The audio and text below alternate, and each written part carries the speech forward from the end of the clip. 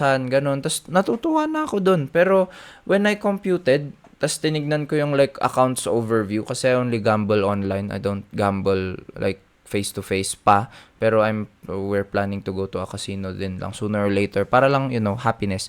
Uh, Nung kinompute ko, tinignan ko yung analytics nung account ko. Actually, halos parang ang napanalunan ko lang in total na sa mga 1,000 something lang. Pero if winnings ko lang yung i-compute nyo, nasa 20 plus din. O, di ba? Like yung 200 per session or per week ko na yon na pinapangsugal ko or per every time na naglalaro ako.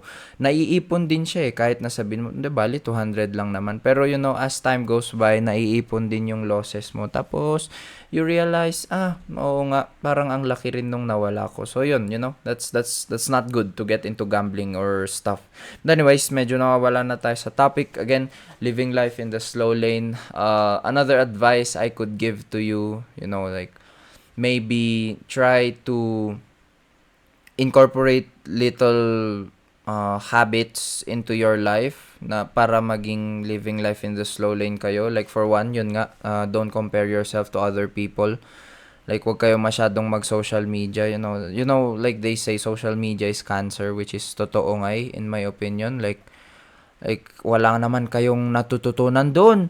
I mean, meron pero bakit nyo kailangan i-compare yung sarili ninyo sa iba?